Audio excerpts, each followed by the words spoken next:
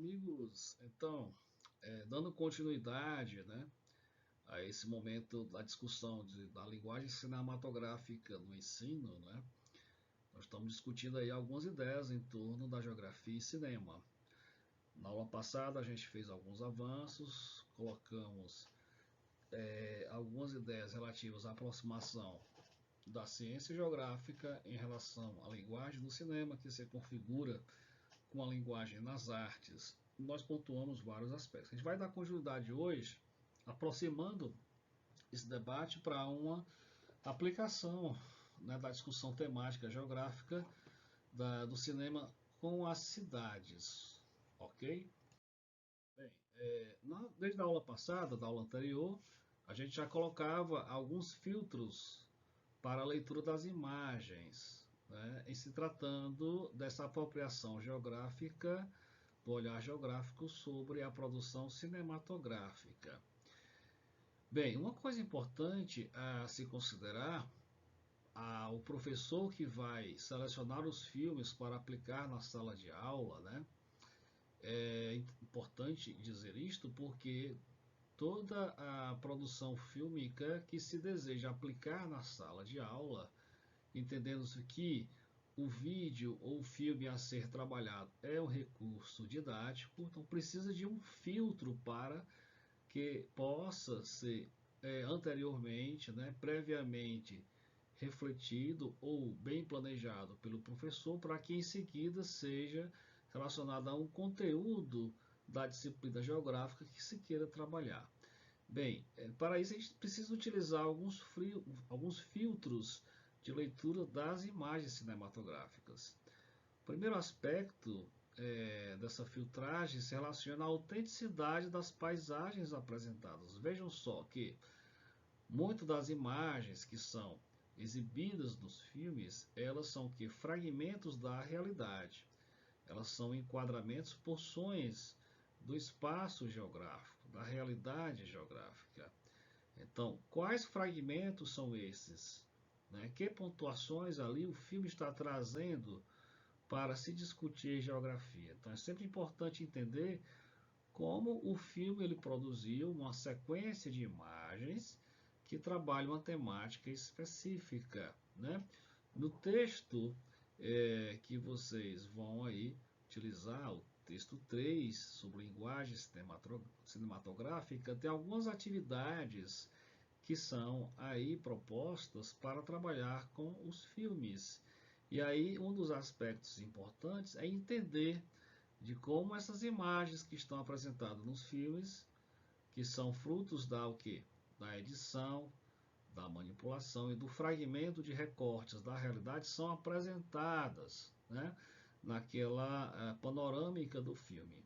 E aí saber como nós vamos trabalhar isso partindo também da realidade, né, dos temas que são trabalhados. Por exemplo, nós estamos trabalhando com a questão, vamos supor, da migração, né, aquele movimento migratório do campo para a cidade, né?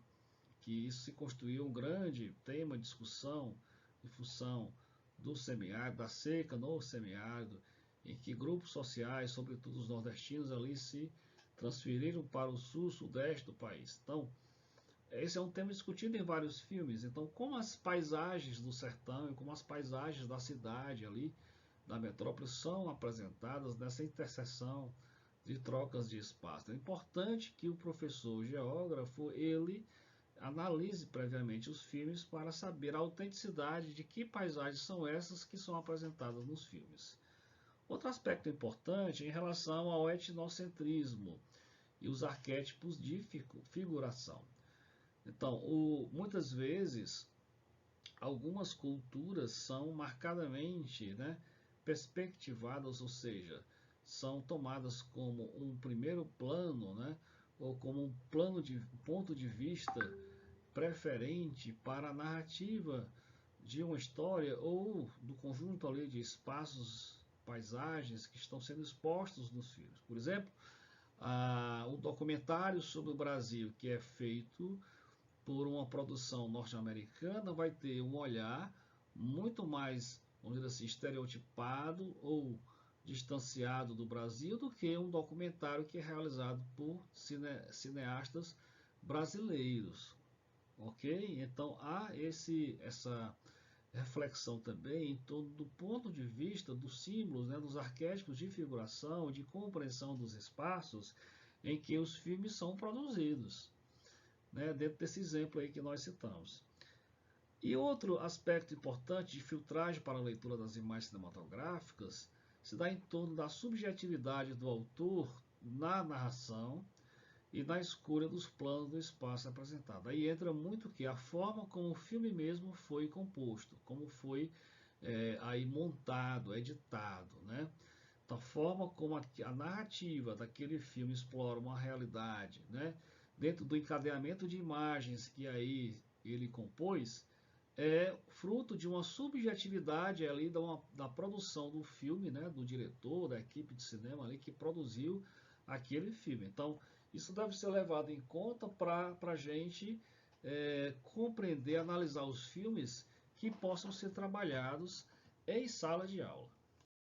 Outro filtro importante que nós devemos trabalhar é a metáfora sobre a metáfora textual do modelo autor-texto-leitor, que é uma apropriação do geógrafo Chris Luckenbill, que a partir da metáfora da linguagem, não é, textual, ele vai chamar a atenção de que muitos dos filmes podem ser analisados a partir da produção do diretor, da produção do filme, do autor, no caso, do próprio texto, da narrativa em que esses filmes estabelecem e também como a recepção, né? Como o espectador pode assimilar esses filmes. Então, esse olhar, essa interpretação do filme a partir de cada um desses pontos de vista, seja do diretor do filme, né, da produção daquele filme, seja da própria crítica do texto narrativo em torno daquela temática explorada pelo filme, ou seja, pelos espectadores, né, pela recepção de como se deu a recepção daquele filme, ou seja, como foi interpretado. Então são elementos importantes para se estabelecer a leitura das imagens cinematográficas.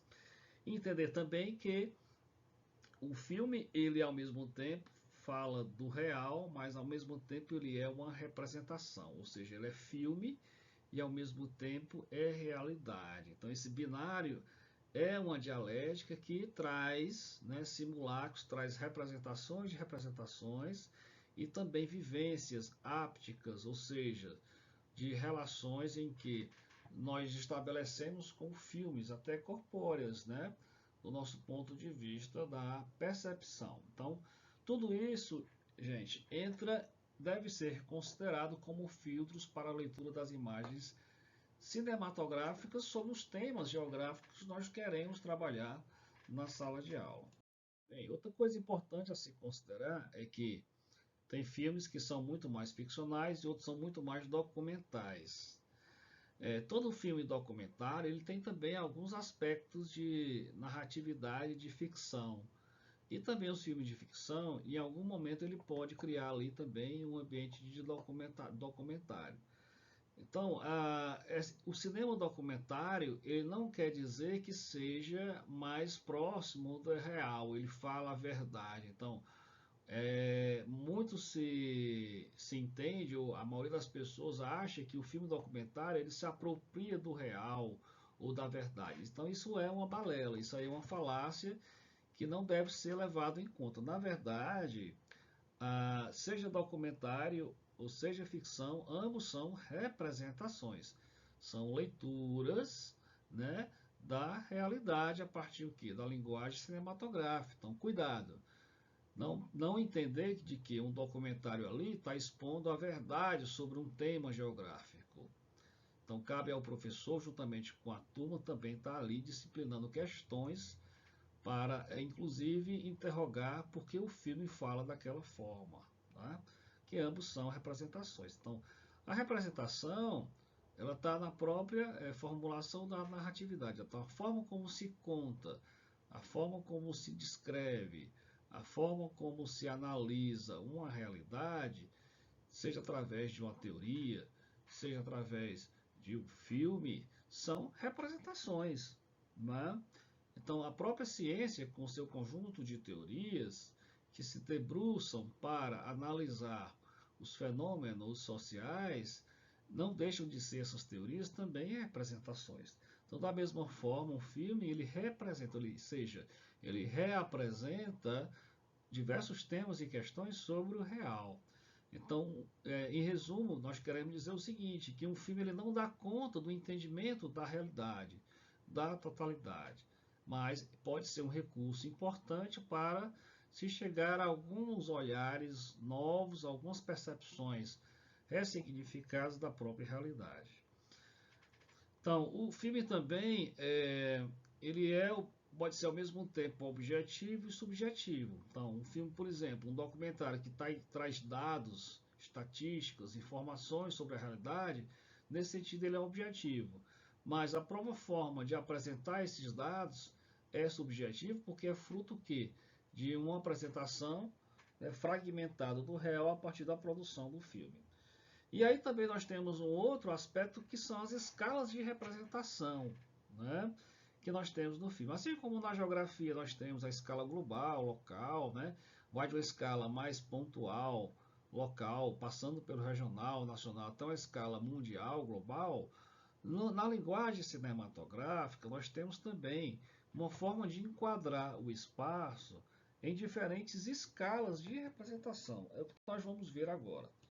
Então, vejam aí essa imagem, né, de uma metrópole qualquer, e aí você vê uma forte faixa concentrada, né, de moradia verticalizada nessa faixa aí, acima do plano, e na faixa mais aqui próximo, no primeiro plano, você tem uma grande concentração de moradias simples que caracterizam a comunidade, um processo de favelização. Então você tem um contraste aí de moradia muito grande nessa imagem. Essa imagem ela é muito significativa para se refletir sobre a segregação do espaço e também sobre a concentração de renda em algum setor das cidades, né? Sobretudo aí são problemas das grandes metrópoles, dos países da periferia econômica, aí muito característico, por exemplo, das cidades das metrópoles da América Latina. Então,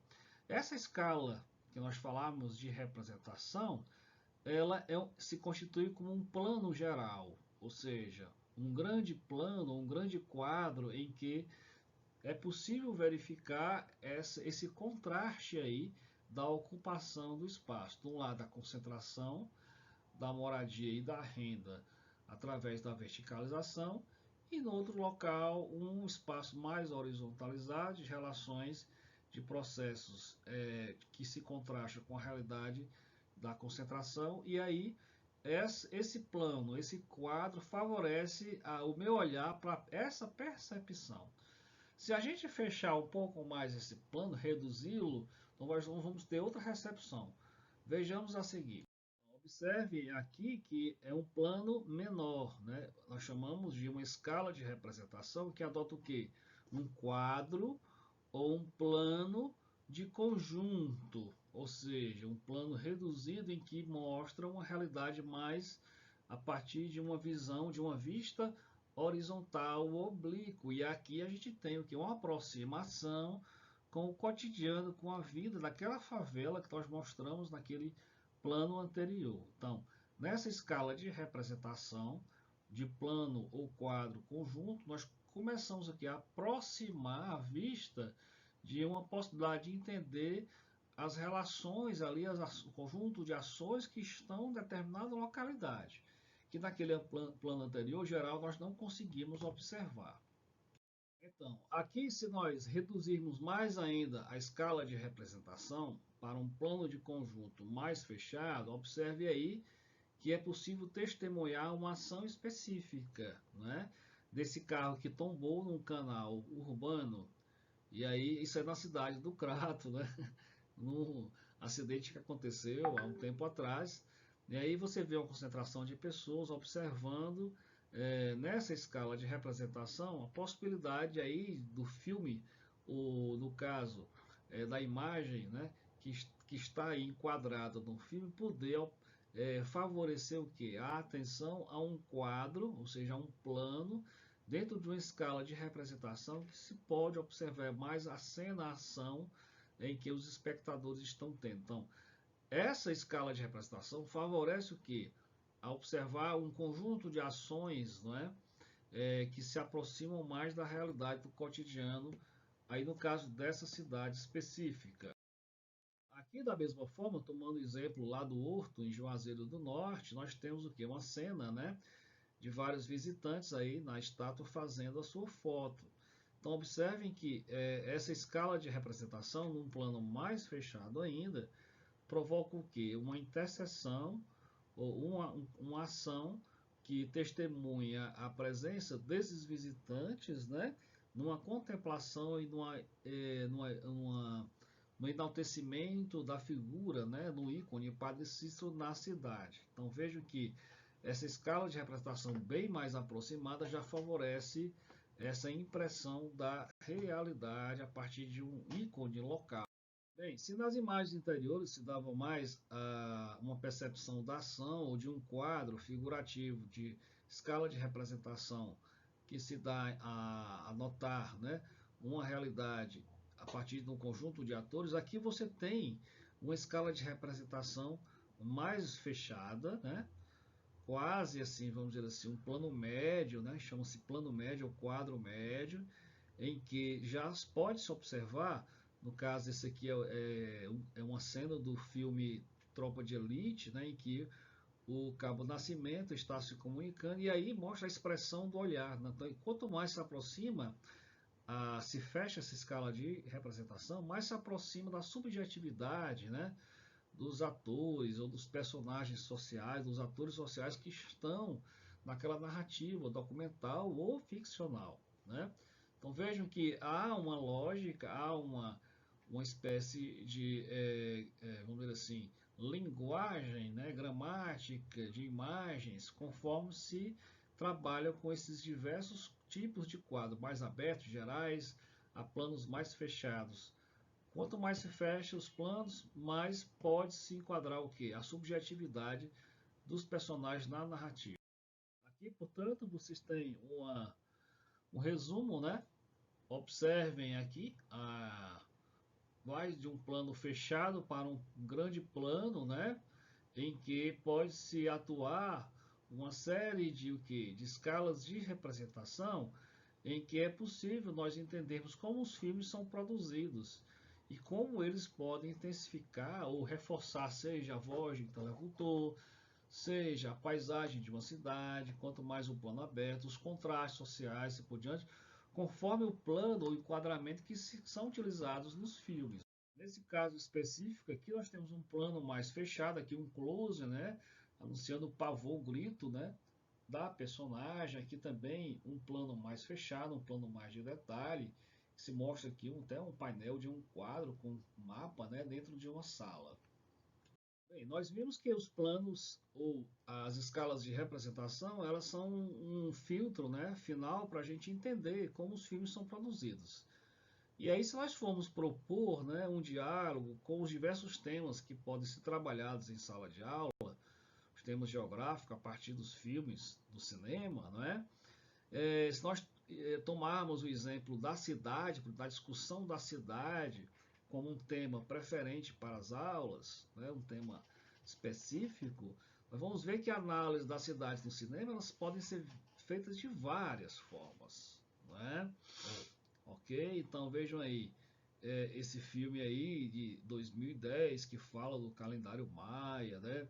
E fala de um movimento cósmico que detona toda a realidade da Terra, que é escatológico, uma abordagem, portanto, histórica da cidade, que o mundo passa por uma transformação e ataca todas as realidades sociais de mundo afora. Então esse filme aí, 2010, que trabalha o calendário maia, é um deles, né? O próprio Código da Vinci também, que é um filme que traz as cidades europeias à tona dentro de uma trama meio que policial, né? E traz uma abordagem histórica sobre a relação dos espaços com a própria história. Dentro de uma abordagem mais sincrônica, ou seja, que configura uma época específica da história, né? Nós temos, por exemplo, aí do filme Rio 40 Graus, de Nelson Pereira dos Santos, que é um clássico que mostra a singularidade e a força de expressão dos vários grupos sociais, sobretudo marginalizados da cidade do Rio de Janeiro, né? E o filme Eclipse, do é, Michelangelo Antonioni, né? Um filme dos anos 60, que mostra a condição existencial dos sujeitos ali nas grandes metrópoles, sobretudo na Roma, né?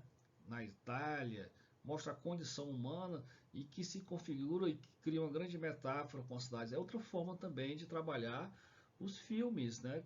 Juntamente com esse diálogo com as cidades. E aqui, por exemplo, dois filmes que trabalham com uma abordagem mais diacrônica, ou seja, que se detém numa abordagem mais atual, de reflexão, né, que traz temas que se confluem, se misturam na realidade atual do Brasil. Por exemplo, o filme de Sérgio Machado, Cidade Baixa, que fala ali da Cidade Baixa de Salvador, né, em que você tem uma relação de muitos conflitos sociais, com atores sociais que são marginalizados e mostra a realidade daquela margem social da cidade. Então, a discussão de Salvador dentro de uma cidade de Salvador desconhecida, né, que é mostrada a partir de seus atores sociais, né, do bandido, do cafetão, da prostituta, não é? Do caminhoneiro, né, do barqueiro. Então, sujeitos invisibilizados da sociedade que passam a trazer à tona uma cidade que não é muito aí posta, não é muito colocada, né? Então, a cidade de Salvador ela é muito mais hegemônica, muito mais vista a partir dos cartões postais do turismo, né? Mas a Cidade Baixa, ela no cinema, ela cria o quê? Uma possibilidade de ser também entendida a partir de outros atores sociais que também fazem parte dessa sociedade. Então, isso é muito interessante porque chama a atenção da capacidade do cinema, né, dos filmes, de trazer abordagens diferenciadas de realidades que costumeiramente nós não temos uma ideia mais aprofundada, ou que faltam detalhes, ou faltam entender que outras cidades também existem naquela mesma cidade. No caso do filme Central do Brasil, é uma abordagem muito interessante aí, né? Um filme premiadíssimo, né? Em que o Walter Salles, o diretor, ele traz o que? A realidade dos nordestinos e também o alto grau de analfabetismo que na estação de trens Central do Brasil, lá no Rio de Janeiro, até hoje existente, né? Ali tem um dinamismo incrível de pessoas que transitam, né? Pessoas de baixa renda, que têm realidades de vários contrastes sociais, um Brasil que se cruza ali na própria Central do Brasil, a partir de seus vários atores sociais também, que estão passando ou diariamente, diuturnamente por lá. Então existe toda uma narrativa que vai colocar a condição de um garoto que vai reencontrar sua família no sertão e que se perde ou que tem um grande conflito na própria metrópole. Então, um Brasil dentro de outros Brasis contado através da Central do Brasil.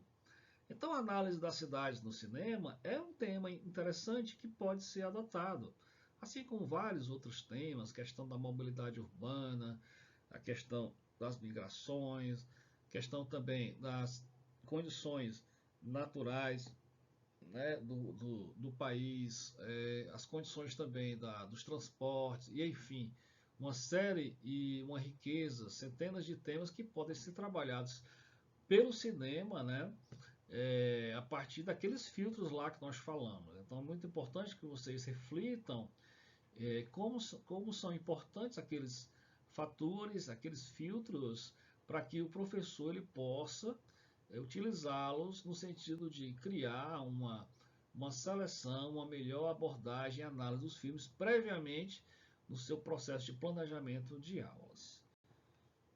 Então é isso, gente. Espero que vocês tenham gostado. Leiam lá o texto 3 sobre a linguagem cinematográfica do ensino de geografia. Façam as atividades. Nós estendemos aí até o dia 23 de dezembro para que vocês possam aí postar as atividades concluídas dos resumos dos textos 2 e 3. Ok, pessoal? Então, tudo de bom para vocês e até a volta.